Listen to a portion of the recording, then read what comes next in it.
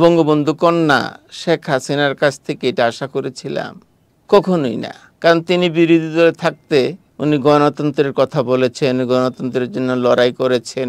এখন মনে হচ্ছে যে সবগুলাই ছিল ওনার একটা অভিনয়। প্রায় 16 বছরের শাসন আমলে উনি যা করেছেন এটাতে প্রমাণিত হয় যে উনি বিরোধী দলে থাকতে যা বলেছেন পুরোটাই ছিল অভিনয়। এবং সরকারে আসার পর অভিনয়ে কিন্তু পার করেছেন প্রায় 16 বছর।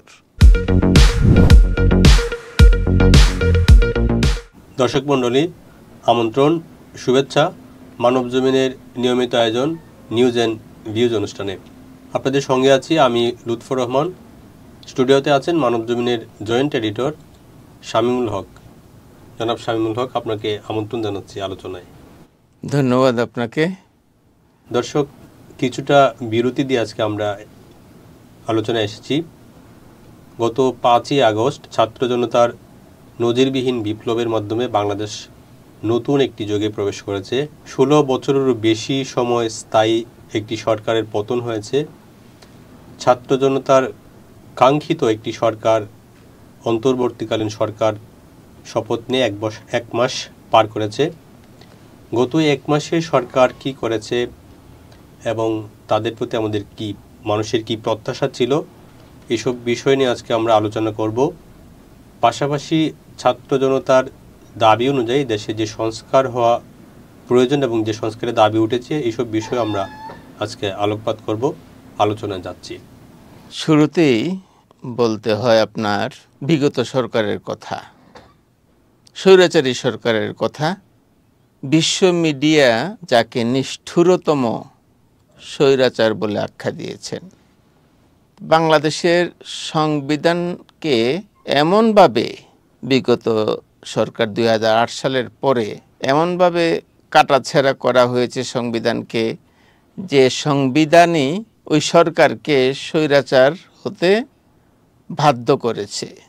আপনি দেখেন, আমরা আলোচনা করেছি, সারা দেশ আলোচনা করেছে, 2014, 18, 24 এই নির্বাচনগুলো হাসতে হাসতে খেলতে খেলতে মানুষের সঙ্গে একটা প্রতারণার মাধ্যমে কিন্তু নির্বাচনগুলো হয়ে গেছে। বিএনপি বিরোধী দল তাদেরকে যতটুকু পারে নির্যাতন, নিপীড়ন, মামলা, হামলা, খুন, গুম এটা হয়েছে। জামাতের বিরুদ্ধে হয়েছে, নানা বিষয়। সারা দেশ আসলে ক্ষুব্ধ ছিল। যে ক্ষুব্ধ, আরেকটা হলো কথা না বলতে পারার যে মনোকষ্টটা, এটার বিস্ফোরণটা আমরা দেখলাম 5 আগস্ট। জুলাই থেকে যে আন্দোলন শুরু হয়েছিল সেটা আগস্টের 5 তারিখ আসলে শেষ হয়েছে। 36 দিনের সময়টা ছিল। এই সময়ে কিন্তু ধীরে ধীরে আন্দোলন গড়ে উঠেছে এবং 5 তারিখ চূড়ান্ত পরিণতি ছিল আন্দোলনের, সরকারের পতনের মধ্য দিয়ে। আপনি একটা জিনিস দেখেন, মানুষ কখন তার জীবনটাকেও তুচ্ছ মনে করে। অর্থাৎ এমন একটা অবস্থা বাংলাদেশের হয়েছে যে প্রত্যেক মানুষই, অর্থাৎ আমার প্রাণ যাক, আমি মরে যাব, তবু এই যে আযাবের মধ্যে আমরা আছি এ থেকে আমরা মুক্ত হতে চাই। যে কারণে সারা দেশ একটা আপনার বিস্ফোরণ উন্মুখ হয়েছিল, অর্থাৎ একটা গরম একটা চুল্লির মতো। কিন্তু আমার প্রশ্নটা হলো, আমরা কি বঙ্গবন্ধু কন্যা শেখ হাসিনার কাছ থেকে এটা আশা করেছিলাম? কখনোই না। কারণ তিনি বিরোধী দলে থাকতে উনি গণতন্ত্রের কথা বলেছেন, গণতন্ত্রের জন্য লড়াই করেছেন। এখন মনে হচ্ছে যে সবগুলাই ছিল ওনার একটা অভিনয়। প্রায় 16 বছরের শাসন আমলে উনি যা করেছেন এটাতে প্রমাণিত হয় যে উনি বিরোধী দলে থাকতে যা বলেছেন পুরোটাই ছিল অভিনয়। এবং সরকারে আসার পর অভিনয়ে কিন্তু পার করেছেন প্রায় 16 বছর। ওনার কাছ থেকে আমরা বাংলাদেশিরা কি পেয়েছি? বলতে গেলে কথা বলার অধিকার কেড়ে নিয়েছে, স্বাধীনভাবে চলার কোনো উপায় ছিল না, হাজার হাজার মানুষ রাতে ঘুমাতে পারেনি। সবচেয়ে বড় যে কথাটা আমি এখন বলবো সেটা হলো, আমি কখনো কিংবা বাংলাদেশের কোনো মানুষই কখনোই এটা কল্পনা করেনি যে হাসিনার মতো এরকম একজন মানুষ দেশ ছেড়ে পালাবেন? ওটা তো আমরা দেখেছি, উনি কিন্তু ওনাদের আওয়ামী লীগ এবং উনি নিজেও বলেছিলেন যে শেখ হাসিনা দেশ ছেড়ে পালায় না, আওয়ামী লীগ পালায় না, সেটা আমরা দেখেছি। কিন্তু আলোচনার বিষয় যেটা হলো 5 তারিখ ছাত্র জনতার যে অভ্যুত্থান বা বিপ্লব, তার মাধ্যমে আমরা যে নতুন দেশ পেয়েছি, তার পিছনে কিন্তু অনেক মর্মান্তিক গল্প ছিল। আপনার 1 জুলাই থেকে আগস্টের 5 তারিখ পর্যন্ত এই সময়ে প্রায় 1000-এরও বেশি মানুষ জীবন দিয়েছেন, যাদের বেশিরভাগই তরুণ, ছাত্র, যুব, এমনকি শ্রমজীবী অনেক মানুষ এবং সাধারণ মানুষ এবং শিশু পর্যন্ত এই আন্দোলনে নিহত হয়েছে। পাশাপাশি হাজার হাজার মানুষ কিন্তু আহত হয়েছেন, পঙ্গু হয়েছেন। সেই সংখ্যা আসলে আমরা এখনো সঠিক সংখ্যা জানি না। কেউ বলছেন 25,000, কেউ 18,000, কেউ 20,000, এরকম আন্দোলনে হতাহত হয়েছেন, তাদের প্রতি আমরা বিনম্র শ্রদ্ধা জানাচ্ছি। আলোচনার বিষয় হলো আপনার 5 তারিখের পরে আমরা যে নতুন বাংলাদেশ পেলাম, অনেকে বলছেন সেটা বাংলাদেশের দ্বিতীয় স্বাধীনতা, অনেকে বলছেন সেটা, এবং তার অনেক সংজ্ঞাও আসছে যে কেন বাংলাদেশের দ্বিতীয় স্বাধীনতা হিসেবে 5 তারিখকে বলা হচ্ছে যে এই দিন আমরা দ্বিতীয় স্বাধীনতা পেয়েছি। আপনি আলোচনায় বলছেন যে আমরা বিগত সময়ে 16 বছরে যে আমরা দেখেছি মানুষ কথা বলতে পারেন নাই, স্বাধীনভাবে কাজ করতে পারেন নাই, রাজনৈতিক মত প্রকাশের স্বাধীনতা ছিল না, দলগুলা তাদের নির্বাচন করতে পারে নাই, ভোট দিতে পারে নাই মানুষ, এসব কারণে হয়তো নানা ধরনের খুব বঞ্চনা ছিল। কিন্তু দ্বিতীয় স্বাধীনতা কেন বলা হচ্ছে 5 তারিখের পরের বাংলাদেশকে? বিষয়টা হলো আমরা কখনো ভাবিনি, বাংলাদেশ কখনো ভাবিনি এই যে শাসন, যে জালিমের যে শাসন, এই শাসন থেকে মুক্ত হব আমরা। আপনি ইতিহাস দেখেন, বর্বর শাসন, মধ্যযুগীয় বর্বরতার কথা আমরা ইতিহাসে দেখি, সেটাকেও কিন্তু ছাড়িয়ে গেছে এই বিগত 16 বছরের শাসন। আমরা কখনোই ভাবিও নি যে শেখ হাসিনা মুক্ত কিংবা এই জালিম শাসক মুক্ত বাংলাদেশ আমরা জীবিত অবস্থায় দেখে যেতে পারবো। কিন্তু এখানে তো কিছু প্রশ্নও ছিল আপনার। আমরা যখন আওয়ামী লীগ ক্ষমতায় ছিল, আমরা হয়তো কথা বলেছি, অনেকে কথা বলেছেন, গণমাধ্যমেও কিছু কিছু কথা এসেছে। অনেকে বলছেন যে সেই একটা কর্তৃত্ববাদী শাসন বা ফেসিবাদী শাসনের যে একটা অবস্থায় চলে গেছিল বাংলাদেশ, সেটার পেছনে গণমাধ্যমের একটা বড় ভূমিকা ছিল একটা অংশের, যারা সরকারকে বা আওয়ামী লীগকে এই ফেসিবাদের দিকে ঠেলে দিয়েছিল। সেটা হলো আপনার চাটুকারিতা করে বা এই ধরনের মানসিকতা পোষণ করে সরকারকে তারা নানাভাবে সমর্থন দিয়েছে, এবং সরকারের যেসব কাজকে তারা সমালোচনা করার কথা ছিল না করে তারা বরং সমর্থন দিয়েছে, প্রশংসা করেছে। এইসব ক্ষেত্রে কিছু কিছু গণমাধ্যমকে কাঠগড়ায় দাঁড় করানো হচ্ছে, এবং আমরা দেখেছি যে 5 জানুয়ারির পরে কিন্তু গণমাধ্যম আক্রান্ত হয়েছে, মানুষের আক্রোশের শিকার হয়েছে। তো সেই জায়গায় দায়টা কি আসলে আমাদের নাকি পুরা সমাজ ব্যবস্থার? বিষয়টা হলো দায়টা সাংবাদিকদেরও না, সমাজ ব্যবস্থারও না। আমি কাউকে দায় দিচ্ছি না। একটা স্বৈরাচার সরকার চান বা চায় একেবারে সমাজের নিচু স্তর থেকে উপরের স্তর পর্যন্ত সব কিছু তার কন্ট্রোলে নিয়ে আসতে, ভয় ভীতি দেখিয়ে, অর্থের লোভ দেখিয়ে, নানাভাবে আপনাকে হয়তো একভাবে সুযোগ সুবিধা দিল, আমাকে আরেকভাবে সুযোগ সুবিধা দিল, সেটাই পারলো না, আমাকে ভয় দেখানো হলো। এইভাবে আস্তে আস্তে আমরা নিজেরা, সাংবাদিকদের কথা যেহেতু উল্লেখ করলেন আপনি, সেখানে বলি কিছু সাংবাদিক স্পষ্ট সরাসরি নির্লজ্জভাবে সরকারকে সাপোর্ট দিয়েছে। যারা পারেনি তারা নীরব হয়ে বসেছিলেন, যাদের সৎসাহস ছিল কিছু কিছু লিখেছেন। 3 ক্যাটাগরি তো ছিল, যারা নির্লজ্জভাবে সাপোর্ট দিয়েছে তাদের পেছনেও যে ভয় ছিল না সেটা কিন্তু আমি বলবো না, যেহেতু এটার সাথে আমরা জানি ওতপ্রোতভাবে আমরা জড়িত। কখন কাকে কিভাবে ওইখান থেকে বিভিন্ন পর্যায় থেকে, বিভিন্ন সংস্থা থেকে, PM দপ্তর থেকে প্রভাব কিংবা ভয় ভীতি দেখানো হয়েছে। একজন সাংবাদিককে না পারলে তার পরিবারকে, একটা এমন একটা অবস্থায় দেশটাকে নিয়ে যাওয়া হয়েছিল যেটা সাধারণ মানুষ যেটা ভাবেন তার অনেক ঊর্ধ্বে, মানে একটা অস্বাভাবিক অবস্থার মধ্যে ছিল। আরেকটা বিষয় হলো ছাত্র জনতার দাবির প্রেক্ষিতে কিন্তু আন্তর্জাতিক খ্যাতিসম্পন্ন একজন ব্যক্তিত্ব যাকে সারা পৃথিবীর মানুষ সম্মান করে, প্রফেসর ইউনূস, ওনাকে বাংলাদেশের অন্তর্বর্তীকালীন সরকার প্রদান করা হয় এবং ওনার নেতৃত্বে একটি সরকার গঠন করা হয়, যে সরকারের প্রায় 1 মাস পার হয়েছে, আজকে পূর্ণ হয়েছে 1 মাস।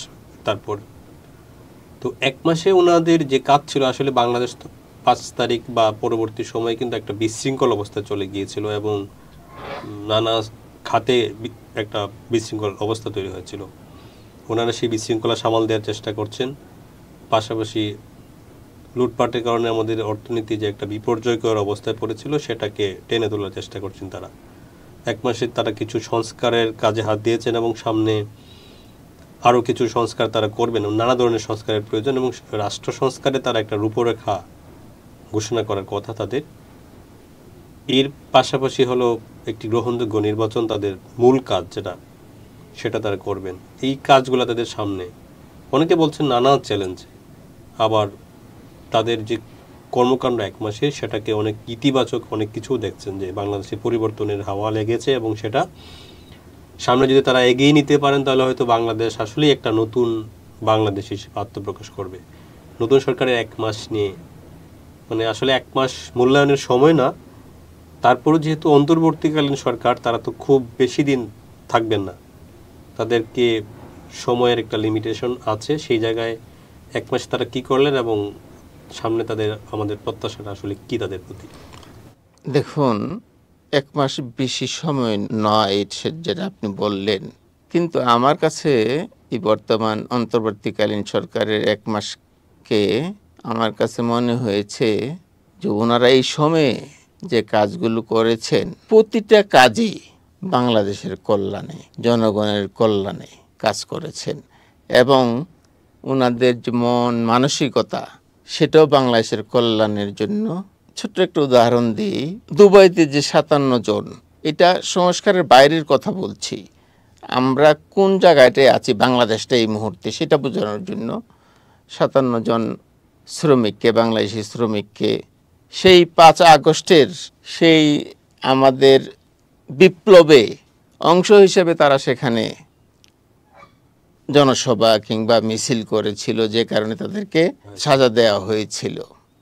অন্তর্বর্তীকালীন সরকারের প্রধান উপদেষ্টার ফোনে ওনারা মুক্তি পেয়েছেন, দুবাইয়ের শাসক মুক্তি দিয়েছেন এবং ইতিমধ্যে 14 জন সম্ভবত দেশে আসছেন। সেটা না, এই সরকারের কাছে আমার যে একটা দাবি থাকবে, বর্তমান যে সংবিধান আছে এই সংবিধান দিয়ে আপনি কখনোই বাংলাদেশকে স্বৈরাচার মুক্ত রাখতে পারবেন না। এই কারণে আপনার প্রথম সংস্কার হলো সংবিধানকে সংস্কার করতে হবে, যে সুর সরকারের কাছ থেকে, বর্তমান সরকারের কাছ থেকেও পাচ্ছি। এটা হয়তো কমিটি হবে, নানাভাবে হবে, তাদেরকে সহযোগিতা করতে হবে সকল রাজনৈতিক দলগুলো, আর জনতা তো আছেই, বিভিন্ন সেক্টর তো আছেই, বিশেষ করে গণমাধ্যমের ভূমিকাটা এখানে থাকতে হবে বেশি। প্রধান উপদেষ্টা তো গণমাধ্যমের উদ্দেশ্যে বলছেন আমরা ভুল করব, আপনারা তুলে ধরেন, আমরা ভুল সংশোধন করব। এর চেয়ে ভালো কথা, সুন্দর কথা আর কি হতে পারে বলেন? বাংলাদেশ তো আর এখন আর বাংলাদেশ নাই। 16 বছরে বাংলাদেশটাকে সম্পূর্ণ উলটপালট করে দেওয়া হয়েছে। এইটাকে এই সরকার, অন্তর্কালীন সরকার, এটাকে সমান করতে তাদেরকে সময় দিতে হবে। সেই সময়টা না দিয়ে আপনি তাদের সমালোচনা করবেন, সেটা তো হতে পারে না। আর এই 1 মাসে আপনি বললেন যে নানাভাবে নানা ষড়যন্ত্র এই সরকারের বিরুদ্ধে হয়েছে, সামনে হবে না এমন গ্যারান্টিও কিন্তু নাই। সরকারকে সবসময় সতর্ক থাকতে হবে, এই সরকারের দ্বারা সম্ভব, এবং সরকারে যারা আছেন A to Z, যে কজন উপদেষ্টা আছেন, প্রত্যেকেই নিরলসভাবে কাজ করছেন। এখন সংস্কারে হাত দিবে, দেশের সকল শ্রেণী পেশার মানুষের সমর্থন পাবে তারা, এবং ওনারাও যে কথা বলতেন সবাইকে নিয়েই সেটা করবেন। সংস্কার ছাড়া নতুন বাংলাদেশে নিঃশ্বাস নেওয়ার মতো সংস্কার করে নতুন বাংলাদেশ করতে হবে, এবং সেই নতুন বাংলাদেশ আমরা নির্ভেজাল একটা নিঃশ্বাস নিতে পারবো। না, আপনি যেটা বলেছেন যে ষড়যন্ত্রের বিষয়টা, সরকার দায়িত্ব নেওয়ার পরে কিন্তু ক্ষমতা বলা যাবে না, আসলে দায়িত্ব নেওয়ার পরে নানা ধরনের ষড়যন্ত্র হয়েছে, নানা ধরনের চেষ্টা হয়েছে অস্থিতিশীল পরিবেশ তৈরি করার, এখনো চলছে। তো সেই জায়গায় তাদের কিন্তু ভরসার জায়গা হলো ছাত্র জনতা। তারা যখনই বিপদে পড়তে যাচ্ছিলেন তখনই কিন্তু ছাত্র জনতা হাজির হয়েছেন মাঠে, তারা পরিস্থিতিকে কিন্তু নিয়ন্ত্রণে নিয়ে নিয়েছেন কোনো না কোনোভাবে। আজকে আমরা যেটা দেখেছি যে বৈষম্য বিরোধী ছাত্র আন্দোলনের ব্যানারে কিন্তু এই সরকার পতনের সর্বশেষ আন্দোলনটা যেটা হয়েছিল, তাদের একটা অংশ তারা আজকে একটা প্ল্যাটফর্মের ঘোষণা দিয়েছেন, সেটা হলো আপনার জাতীয় নাগরিক কমিটি। ছাত্রদের তো বৈষম্য বিরোধী ছাত্র আন্দোলন যেটা ছিল এবং এখনো আছে, তারা বলছেন যে এটা আলাদা একটা প্ল্যাটফর্ম, যারা এই ছাত্র জনতার বিপ্লবের মাধ্যমে নতুন যে বাংলাদেশ আমরা চাই এবং বাংলাদেশের যে সংস্কার প্রয়োজন সেই জায়গায় তারা কাজ করবে এই কমিটি, এবং তারা কিছু লক্ষ্য নির্ধারণ করেছেন তারা কি কি করবেন। তো এই বিষয়টাকে আসলে কিভাবে দেখেন? এটা একটা ভালো দিক, আমি এটাকে সমর্থন করি। ওনারা যে কথা আজকে বলেছেন, বাংলাদেশকে সামনে এগিয়ে নিতে ওনারা কিছু লক্ষ্য, কিছু প্রস্তাবনা ওনারা এখানে তুলে ধরেছেন। হয়তো এই প্রস্তাবনাগুলো সরকারকে কাছে পৌঁছাবেন, সরকার সেইভাবে সংস্কার কাজে হাত দিবেন। এবং তারা আরেকটা কথা বলেছেন, এই নাগরিক এই কমিটিকে সারা দেশে ছড়িয়ে দেওয়া হবে। ছড়িয়ে দিলে আমার মনে হয় নতুন একটা প্ল্যাটফর্ম তৈরি হবে সারা দেশেই। যারা এই বৈষম্য বিরোধী ছাত্র আন্দোলন কি দেখেছেন, নাগরিক কমিটির তাদেরই যেহেতু একটা অংশ বা তাদের গড়ায় একটা প্রতিষ্ঠান হতে যাচ্ছে, তাহলে এটার উপর ভরসা রাখা যায় না। বলা হচ্ছে তারা ছাত্র জনতার যে আন্দোলন সেটার যে আসলে ফসল, এখন আমরা নতুন বাংলাদেশ চাই, সেই জায়গায় থেকে তারা পিছনে কাজ করবে, যেখানে ঘাটতি আছে তারা সেগুলো তুলে ধরবে। কিন্তু আবার কেউ কেউ বলছেন যে এর পিছনে তারা হয়তো এখন একটি কমিটির নামে আসছেন, সামনে নির্বাচন পর্যন্ত সেটি কোনো রাজনৈতিক দলে পরিণত হয় কিনা বা তাদের কোনো রাজনৈতিক কোনো প্ল্যাটফর্ম সেটা পরিণত হয় কিনা অনেকে বলছেন, এবং হতেও পারে। হইলেও এখানে আমি দোষের কিছু দেখি না, হইতেই পারে। এবং যদি সেটাও হয়, রাজনৈতিক দল করার অধিকার তো সবারই আছে স্বাধীন একটা দেশে। যদি হয়, আমার ভালো লাগলে আমি তাদেরকে সমর্থন দিব, কারো ভালো না লাগলে সমর্থন দেবে না। কিন্তু তাদের কাজগুলা কি সেগুলোর উপর নির্ভর করবে সমর্থন দেয়া না দেয়া। তো এখন পর্যন্ত আমরা দেখছি বৈষম্য বিরোধী ছাত্র আন্দোলনের কাজ ঠিক মতো এগুচ্ছে। আমি তাদের পূর্ণ সমর্থন, সারা দেশের মতো আমিও তাদেরকে পূর্ণ সমর্থন দিচ্ছি। আর ততক্ষণে দেব যতক্ষণ দেখব যত তারা সঠিক পথে আছে। সময় শেষ, আমরা শেষ করতে যাব। আরেকটা বিষয় কিন্তু আমরা দেখছি যে নতুন বাংলাদেশে আমরা কিন্তু পুরনো কিছু চিত্র আমরা দেখছি। আজকে যেটা দেখলাম বগুড়ায়, এই যে হিরো আলম, আশরাফুল আলম হিরো, ওনার উপর হামলা হয়েছে। রাজশাহীতে একজন রাজনৈতিক দলের একজন কর্মীকে পিটিয়ে হত্যা করা হয়েছে। বিভিন্ন জায়গায় দখল, চাঁদাবাজি এগুলো হচ্ছে বিচ্ছিন্নভাবে। প্রধান প্রধান দলগুলো কিন্তু বলছে যে তাদের এগুলো সমর্থন করে না এবং যারা করছে তাদের বিরুদ্ধে তারা ব্যবস্থা নেবে। তারপরে কিন্তু ঘটছে এইসব কিছু পুরনো চিত্র আমরা যেগুলোকে বলি। দেখুন, 16 বছর, আমি তো কিছুক্ষণ আগে বলে গেলাম যে 16 বছর দেশটাকে একেবারে উলটপালট করে দেয়া হয়েছে। এখন কিছুটা সময় তো দিতে হবে। আমরা 16 বছরে একটা অভ্যাসে সঙ্গে মিশে গিয়েছিলাম, সেখান থেকে ফিরে আসতে তো কিছুটা সময় লাগে। তবে যেসব কোথাও কোথাও দখল, চাঁদাবাজি, হামলা, আরেকটা বিষয় আছে, বিভিন্ন জায়গায় মামলা হচ্ছে, যে মামলাতে এমন দেখা গেল 200, 250, 300, 150 লোককে আসামি করে দেওয়া হচ্ছে। এখানে এমনও শোনা যাচ্ছে যে শত্রুতাও মেটাচ্ছে। এই দিকটা অন্ততপক্ষে প্রশাসনকে শক্তভাবে খেয়াল রাখতে হবে। মামলার দিলেই আপনার শুরুতে এফআইআর না করে তদন্ত করে এফআইআর করলে আমার মনে হয় এটা স্বচ্ছতা থাকবে। এই প্রশাসনকে এটা অবশ্যই খেয়াল রাখতে হবে। আমার জানা মতে বেশ কিছু জায়গায় বেশ কয়েকটা মামলাতে নিরীহ মানুষজনের নাম ঢুকে গেছে। এটা আসলে আমরা কখনো চাই না যে বিগত সরকারের সময় যেমন গায়েবী মামলা হয়েছে হাজার হাজার, যদি এখনও সেটাই হয় তাহলে আমরা বলতে বাধ্য হব যে এই নতুন বাংলাদেশ করতে গিয়ে হাজার প্রাণ ছাত্র জনতা প্রাণ দিয়েছে, তা আমরা এর থেকে কি সুবিধা পেলাম যদি ঠিক আগের মতোই হয়। না, আপনার সাথে যুক্ত করি যে সর্বশেষ আন্দোলনে যেসব আমাদের যারা ছাত্র জনতা নিহত হয়েছেন, শহীদ হয়েছেন, আহত হয়েছেন, আমরা কিন্তু এইসব চিত্র আমরা নিজেরাই দেখেছি, দেশের মানুষ দেখেছে কোথায় কিভাবে তাদের উপর হামলা করা হয়েছে, গুলি করা হয়েছে, কিভাবে শহীদ হয়েছেন, তথ্য প্রমাণ সব কিছুরই আছে। সেই জায়গায় আসলে গণ মামলা বা আপনার গায়েবী মামলার তো প্রয়োজন নেই। এখানে তো তথ্য প্রমাণের ভিত্তিতেই মামলা হতে পারে এবং বিচার প্রক্রিয়া চলতে পারে। আমাদের আন্তর্জাতিক অপরাধ ট্রাইব্যুনাল সেটা পুনর্গঠন করা হয়েছে। এখন যে আন্তর্জাতিক ট্রাইব্যুনালটা হয়েছে, জাতিসংঘের প্রতিনিধি দল তারা প্রাথমিক বাংলাদেশ ঘুরে গেছেন, দ্বিতীয় আরেকটা দল আসবে এবং আমার বিশ্বাস স্বচ্ছ বিচার সেখানে হবে, যেখানে কেউ প্রশ্ন তুলতে পারবে না। সবশেষ বলতে চাই, আমরা সবাই অন্তর্বর্তীকালীন সরকারকে সবাই যার যার অবস্থান থেকে সহযোগিতা করি, নিশ্চয়ই আমরা আমাদের লক্ষ্যে পৌঁছাতে পারব।